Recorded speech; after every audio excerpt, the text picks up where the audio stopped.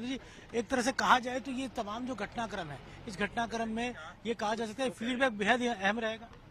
कौन सा घटनाक्रम? ये जो आज जो फीडबैक का घटनाक्रम है और दूसरी ओर सचिन पायलट ने अनशन किया था, डिमांड की थी, आज जो फीडबैक है, तो आप लोग क्या ऐसी बात रखेंगे प्रभारी के सामने? ये प्रभारी जी का रोल बहुत महत्वपूर्ण रोल रहता है, टिकट वितरण में भी रहता है और सत्ता को लाने में जिम्मेदारी उनकी बनती है। एआईसीसी उनको पूरी जिम्मेदारी के साथ में यहाँ पर भेजती है और उसी क्रम में रंधावा साहब हैं। रंधावा साहब एक मंजे हुए व्यक्ति हैं, राजनेता हैं, उप मुख्यमंत्री रहे पंजाब की सरकार के अंदर और बड़े अहम पदों के ऊपर रहे, जमीन के व्यक्ति है, गांव और ढाणी के व्यक्ति है।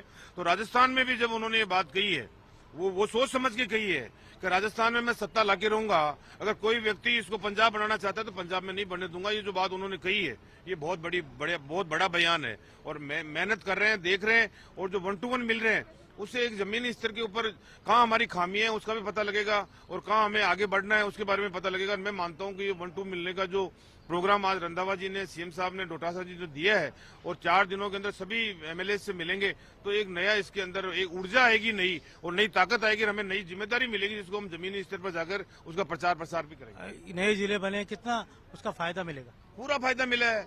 आजादी के बाद जो जिले नहीं मिले राजस्थान को, पूरे देश में एक स्टेट के अंदर इतने जिले एक साथ नहीं मिले, 19 जिले, 3 संभाग। मुख्यमंत्री जी का मैं बहुत आभार, हम धन्यवाद प्रकट करना चाहते हैं। जनता आ रही है राजस्थान की जगह जगह से और इससे जहां पर भी जिले घोषित हो गए वो सीटें क्लियर हो गई कांग्रेस की, आसपास की भी क्लियर हो गई और जहां पर कोई और डिमांड है सीएम साहब सुन रहे हैं, कोई बात होगी तो उनकी भी ध्यान में रखेंगे, संज्ञान में रखेंगे। अच्छा, आज अजमेर संभाग, जोधपुर संभाग है, पहले खुद जो है टोंक से आते हैं, टोंक संभाग से आते हैं, लेकिन वो दौरे कर रहे हैं, वो बैठक में नहीं आ रहे।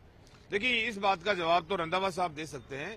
रंधावा साहब जब अभी लेंगे तो अभी कौन आ रहा है नहीं आ रहा है इसका अभी पहले तो क्या कह सकते हैं। जब अभी मीटिंग भी अभी शुरू होगी 1 to 1, जो पहले जब मिलेंगे अजमेर के, फिर टोंक के मिलेंगे, नागौर के मिलेंगे, अजमेर संभाग मिलेगा, फिर अलग अलग जिले मिलेंगे और कौन सीएम साहब, हो सकता है रंधावा जी से कोई कह के गए हो, कोई जरूरी काम भी हो जाता है किसी का या कोई वजह भी हो जाती है, तो वो एक उनका सोच है, उसका जवाब वो दे पाएंगे। लेकिन जहां तक मैं मानता हूं हमें याद किया गया और हम सारे एमएलए यहाँ पर आज पहुंच रहे हैं। कांग्रेस के जो निर्दलीय विधायक है जो कांग्रेस को सपोर्ट कर रहे हैं उनको भी बुलाया? हाँ, बुलाएंगे अगर आवश्यकता, अगर पार्टी को जब हमारा समर्थन कर रहे हैं 125 विधायक हमेशा पार्टी के साथ में रहे, वो अलग राजनीतिक दल के हैं, वो एक अलग बात है। कांग्रेस को जो हमारे 13 निर्दलीय एमएलए वो कांग्रेस से जुड़े हुए हैं और उनकी विचारधारा भी कांग्रेस की रही है।